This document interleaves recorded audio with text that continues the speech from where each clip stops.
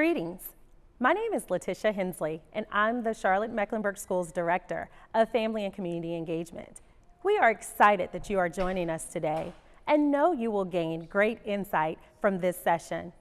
At the conclusion of today's session, please provide feedback so that we can continue to support you with amazing sessions that will be provided throughout the year. Now, without further ado, we'll turn it over to our presenters. I will be talking today about nutrition for a healthy heart, simple changes for lasting impact. A couple of housekeeping things before we start. If you need translation support, in the top right corner, 1, click on captions. 2, click on show live captions. And 3, select your language from the drop-down.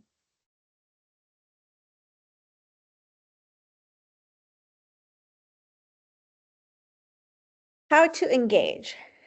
It's very important that you engage. I want to hear you, see you.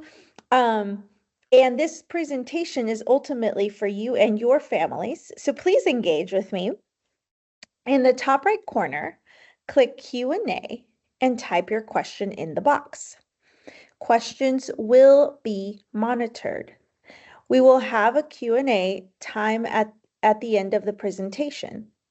Feel free to share your reactions during the presentation as you see appropriate.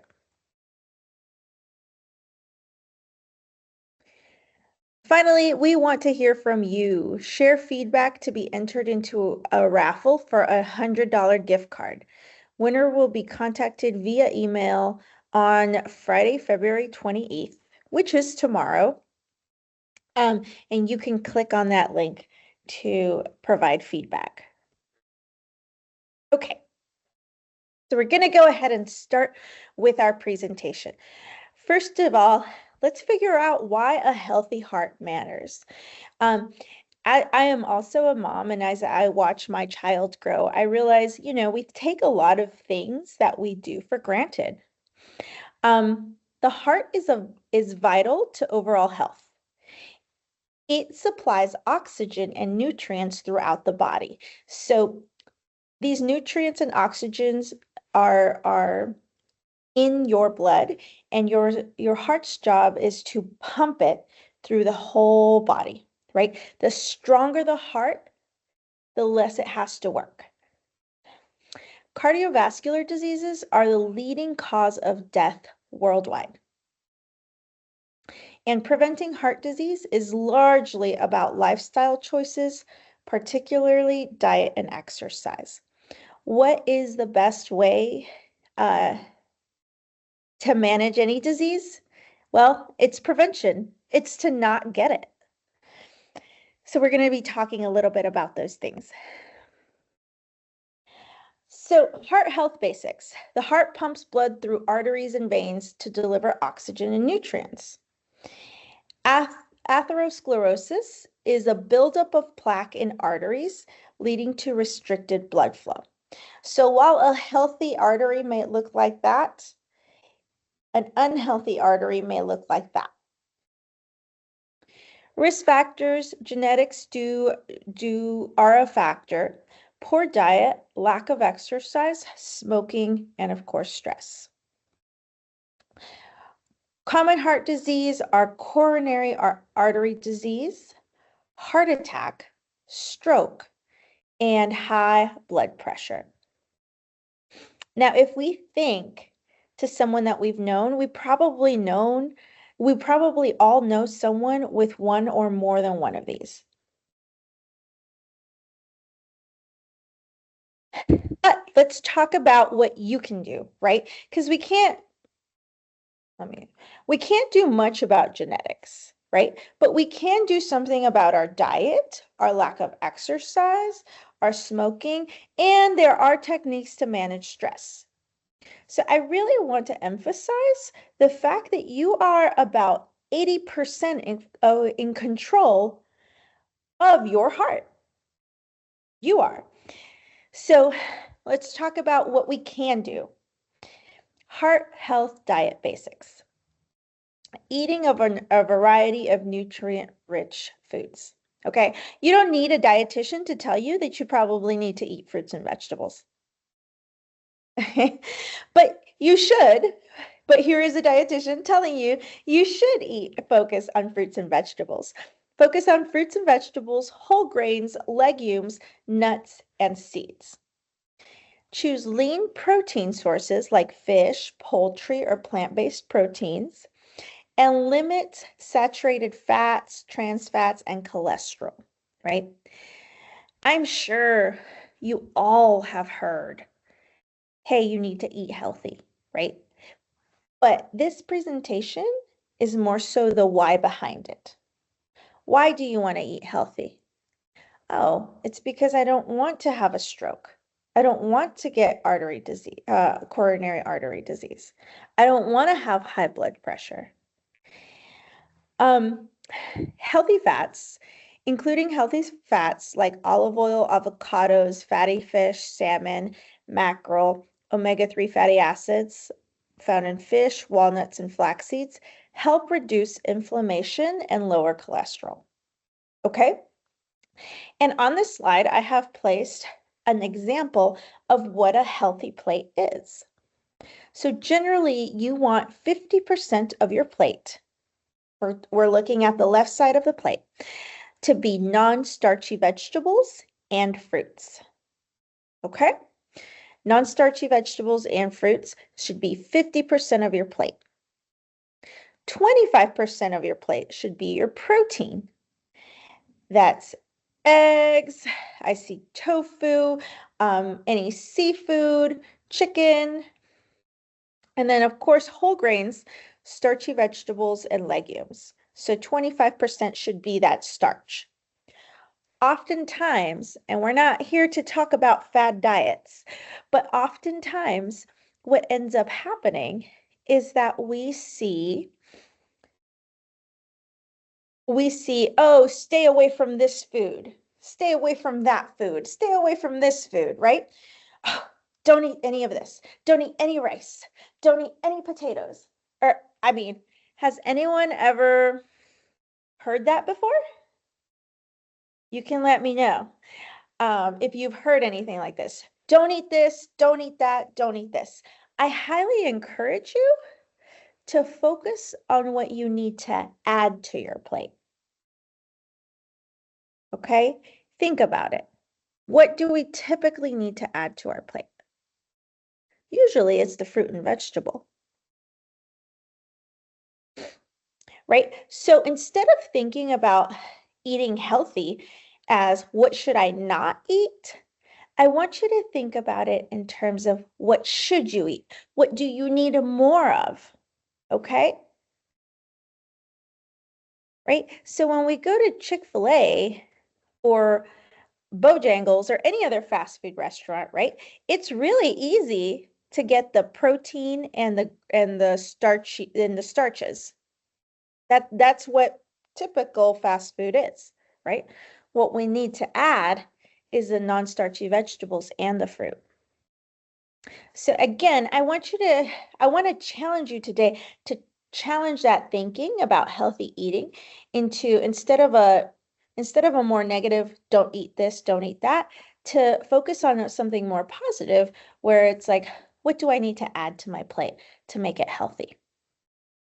Because if you don't add the non-starchy vegetables and the fruits, what's going to happen is that you're going to over consume the protein and the carbohydrates, right?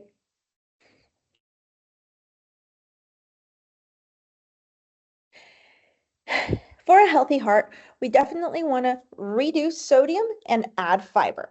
Okay? Aim for less than 2,300 milligrams of sodium a day. And if you already have high blood pressure, have had a stroke, have coronary artery disease, anything like that, if you already have issues, you want to limit it to less than 1,500 milligrams of sodium per day. Okay.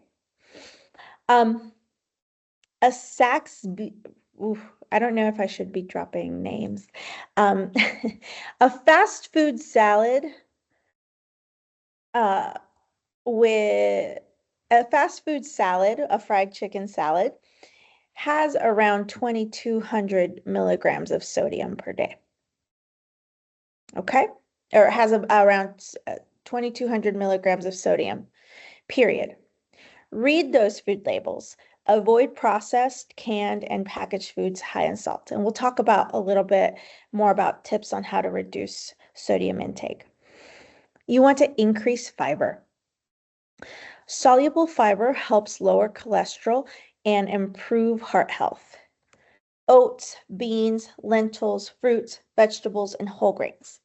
Again, you don't need a dietitian to tell you that oats, beans, lentils, fruits, vegetables, and whole grains are good sources of food, right? But this is the why behind it. It's going to make your heart healthier. It's going to make those arteries stronger and healthier.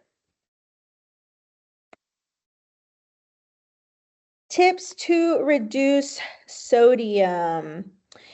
Choose fresh and whole foods. Fresh vegetables, lean meats, and whole grains. Avoid processed foods like deli meats, canned soups, frozen meals, snack foods, which are often high in sodium. Again, we need to read those food labels, right? Which brings me to my second point. Read your food labels. Look for low sodium, reduced sodium, or no salt added versions. So it's really cool. We live in a world now where we can get canned green beans, right? That are no salt added. And that is a great option. So yes, fresh is best, but a close second are those frozen vegetables with no sauce. Don't get the ones with the cheese sauce. That's something different. But those frozen vegetables are almost just as good as those fresh, right? At my home, if I have a busy day, when I'm cooking, the last thing I want to do is chop up some green beans, right? So what I do is I keep those frozen veggies ready to go because again, I like to think about structuring my meals as in what do I need to add to my plate, right? Getting no salt added or reduced salt canned vegetables are also a really great option. Okay, I know canned vegetables have gotten a bad reputation for a very long time, but it's only the ones with the high sodium. Now companies are producing stuff with low sodium or no sodium, which is wonderful. You can also compare brands.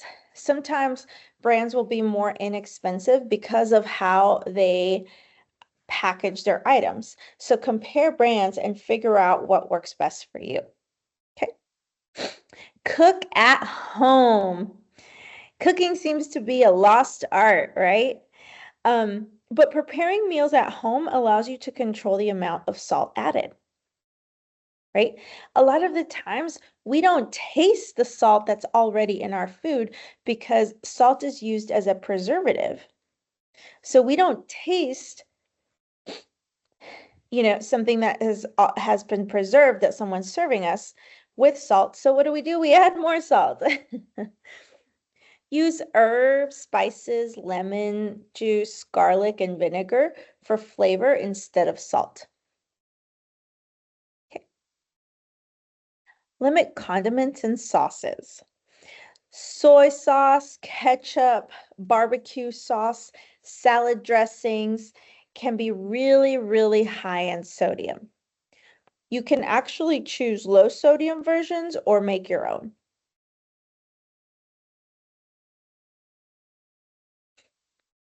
Rinse canned foods. If you're using canned beans, I know it's really nice out now, but it's been really cold. And if you're making chili or something like that, something really hearty and heart healthy, If you're using canned beans, vegetables, or fish, rinse them under water to remove excess sodium. Okay, you can reduce about 60% of the sodium this way.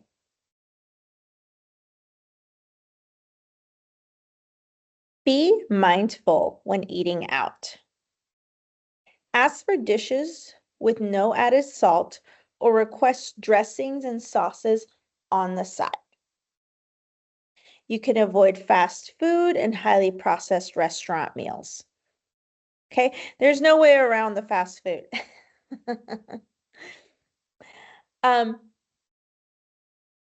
Hidden sodium is found in bread, cheese, cereals, and even some beverages. Check the labels and make yourself an informed decision. And I didn't put this on there, but reduce your salt gradually. Your taste buds will adjust over time. Gradually decreasing salt. So I always like to say, you have to like the food that you're eating in order to keep up with something, right? You have to like it. You can't be miserable and have bland food. I mean, I like bland food, but if you don't like bland food, you can't be miserable and have no salt ever, right? So your taste buds will adjust over time. Gradually decreasing the salt in your meals makes the transition much easier.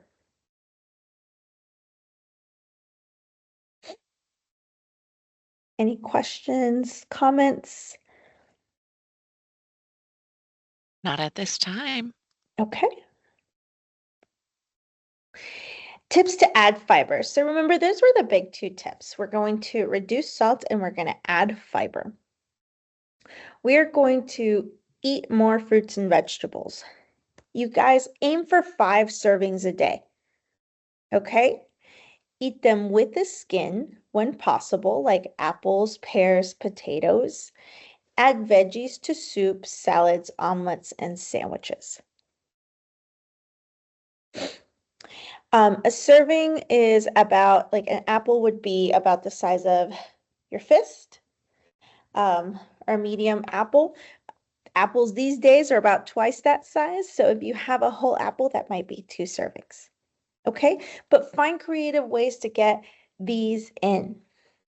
Choose whole grains. Swap white rice, bread, and pasta for brown rice, whole wheat bread, quinoa, and whole grain pasta. Look for cereals with at least 3 to 5 grams of fiber per serving. 3 to 5 grams of fiber per serving would be considered something high fiber. Okay. Include more legumes. Legumes would be anything like beans, lentils, chickpeas, peas, and high fiber protein. Okay? Add them to soups, salads, tacos, and as a side dish. I like really enjoy lentils. I make them with green salsa, and I have them sometimes as my whole protein. You could also make lentil burgers. Those can be really yummy too. Snack on fiber-rich foods. Nuts, seeds, popcorn, raw veggies instead of chips or crackers. Okay. Again, nuts are also a good source of healthy fats. So you're getting a lot of great nutrition and fiber from just eating healthier or choosing healthier options. Add seeds and nuts. So this is a great one. I really enjoy doing like oatmeal in the morning, and then remember, we're adding healthy foods or nutrient dense foods to our diet. So some chia seed, maybe some walnuts, anything like that is just going to pump up that fiber. Start your day with fiber. Oatmeal. Oatmeal in itself has fiber. Bran cereal, whole wheat toast for breakfast. You can add berries, nuts, seeds for extra fiber. And increasing your fiber gradually. Okay, so if most Americans have less than 10 grams of fiber per day, an American woman, a full-grown woman, the recommendation is to have at least 25 grams of fiber per day. And for a man, about 32 grams of fiber per day. 25 and 32. Most Americans have less than 10. Sometimes what I recommend is that you focus on, again, what you need to add, right? You're going to have to be more mindful about fruits, vegetables, and the grains that you're having. If you're able to track your food, I always recommend you track your food. Sometimes, hey, just track fiber, right? Are you getting those 25 to 32 grams that you need? Again, if you're having less than 10, you definitely don't want to go up to 30 because that's going to cause some gastrointestinal discomfort. So increasing it day by day, week by week, until you achieve a healthy lifestyle. All right. So this is not a weight loss class or a weight management class, but why are we talking about weight?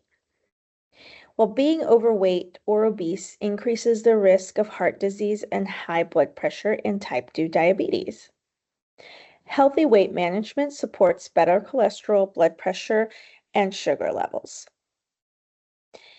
Incorporate regular physical activity and focused on a balanced diet, portion control, and mindful eating. Okay, let's talk about physical activity. Does anyone know what being physically active is, how you're considered to be physically active?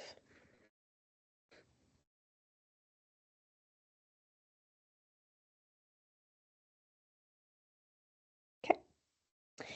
Well, you are considered to be physically active when you are completing 150 minutes of physical activity per week, for at least 3 months. Okay.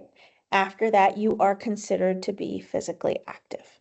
So 150 minutes a week. You can split that however you want, right? Maybe you go on walks for 30 minutes with your dog, cat, fish, whatever. Maybe you go on walks and you're going on a walk for 30 minutes. If you do that 5 times a week, that would be considered physically active. Okay. You can also choose different classes, like you can go to the gym and go to different fitness classes. If those are 60 minutes, hey, you did 3, that's 3 a week. That's more than what you needed, right? That'd be wait, 180. Yes. That would be more than what you needed. So aim for 150 minutes of physical activity per week. Those should include cardiovascular activity and resistance training. Okay, so if you do a push, you don't necessarily need to lift weights for resistance training. If you do a push-up, a squat, all of those, your body weighs, and so all those are considered resistance training. A balanced diet, portion control, and mindful eating. So this one's really interesting because everyone will look a little differently. When the doctor says, hey, you need to exercise and eat healthy, You go home and you think about it, but what does that really mean to you and for your family dynamic, right? What does eating healthy mean to you, right? If you are a chef and hey, you can make these 4 or 5 course meals, beautiful meals for your family every single day, great. But a lot of people, that is not the case. Maybe you don't know how to cook, and that's okay too, right? When I didn't know how to cook, George Foreman and I were best friends. Maybe you don't know how to cook. Most of us have kids here, right? We're running around with them. Maybe our resource that we need is time. Maybe we lack organization in terms of preparation. Maybe we just don't prepare for the meals, right? I have a good friend who eats out every single day, right? To recommend to her, hey, you need to start cooking every day, it's probably just not going to happen, right? So you need to focus, you need to assess your own life and whatever you have going on and build a plan that works for you. Okay? Take into consideration work, time, commute, everything. Do you like to cook? Right? You have to take all these things into consideration and build a plan that works for you and your family. Maybe you're a single parent that, is short on time, right? But involving kids in the kitchen can also be a bonding time and really helpful for long term. Physical activity for a healthy heart. I went on a tangent, didn't I? Improves benefits for regular exercise, improve cardiovascular function, strengthen the heart muscle, and reduce cholesterol. Aids in maintaining a healthy weight, managing stress, and improving mood. I once saw something that said, exercise is the most underutilized antidepressant.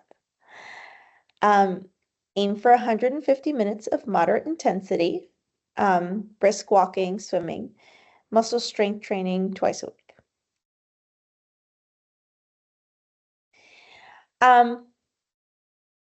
If you're smoking, that includes vaping or, the electronic e-cigs, stop, quit smoking. Smoking is a major risk factor for heart disease and stroke. Quitting smoking improves circulation and reduces the risk of heart-related issues.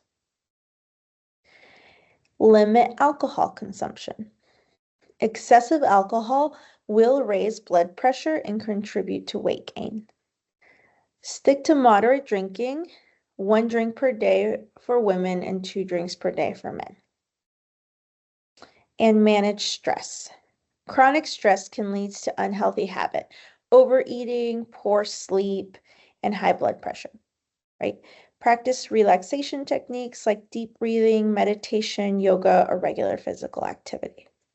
Do you see how everything is kind of a cycle? There's also a great class that I do on the mind and gut connection and how eating unhealthy foods will also make you feel a little more blue. Because it increases inflammation and it increases stress on your body, et cetera, et cetera. So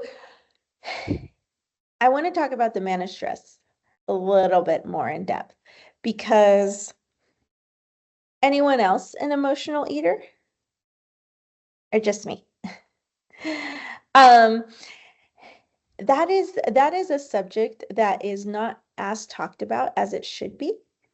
But yes, emotional eating is very much real. And there's usually 2 types of people that emotionally eat. Either one, you don't eat at all when you're stressed, you're just not hungry. Or 2, you overeat. Okay? And so figure out which one you are. Maybe you live in a you live a stress-free life, but most of us don't, right? Figure out what those triggers are and know that eating food is not going to make anything better, right? It's just eating. It's just food. It's an inanimate object. Obviously, sleeping is very, very important. Your hormonal hunger cues get dysregulated if you don't have enough sleep.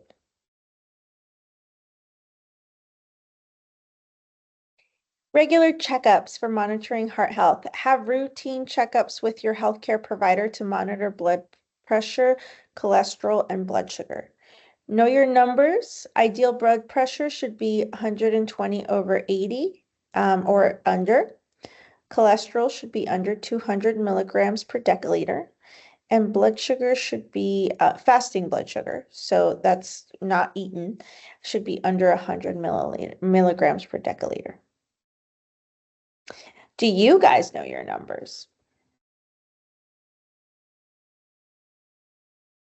Key takeaways: eat a balanced diet with whole foods, maintain a healthy weight, stay active, manage stress, avoid smoking and excessive alcohol, and regularly monitor your heart health with checkups.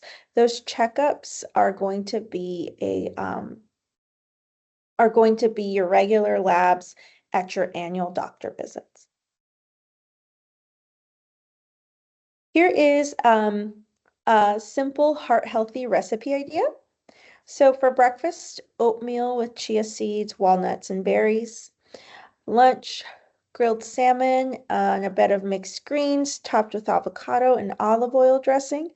And for dinner, lentil stew with vegetables and whole grains. It was very cold when I made this, so that sounded great to me.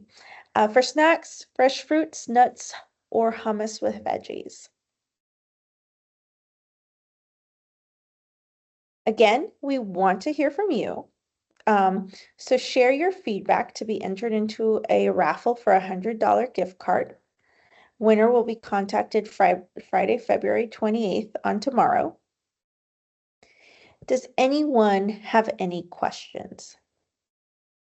Thank you so much for sharing such pertinent and great information with our families. We did have two questions come through. One I'm going to answer on behalf. So the first question is, how do CMS breakfast and lunch adhere to the rules of a healthy plate? I did want to share that our presenter is not from within the CMS School Nutrition Services Department. If you would like to connect with that department, they can be found on the CMS website.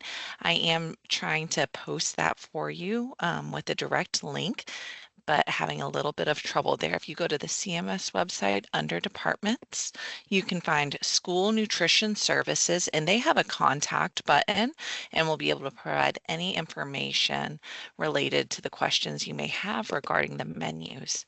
You also are welcome to email any questions to family engagement at cms.k12.nc.us, and we will work to connect you if you are having trouble reaching this department. The second question, Miss Karen, that we would love just a little more information on is, I noticed that you used soluble fibers on one of your slides and then referenced lots of information regarding fiber. What does it mean for the fiber to be soluble? That's a great question. So there are actually two types of fibers. There's soluble and insoluble. So soluble fiber is anything that is going to dissolve during your GI tract. And insoluble fiber will kind of just push everything through. So those are the two different types. And really, for any of, let me just say, all fiber is great fiber, right? Sometimes with a little bit more complicated cases, maybe you've had like a colon colon resectioning surgery or stuff like that, that's when the insoluble versus soluble recommendations change a little bit. But for the general healthy adult, you can think of it as fiber. And I will share, I am a very much a practical dietitian, right? I have all this information, but I want you to just eat healthier, right? With that, whatever that means for you.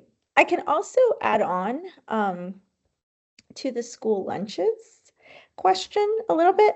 Some of my coursework was through that, and I know that the National School Lunch Program by law has to be considered low fat. They have to offer at least a half a cup of fruits or vegetables per meal.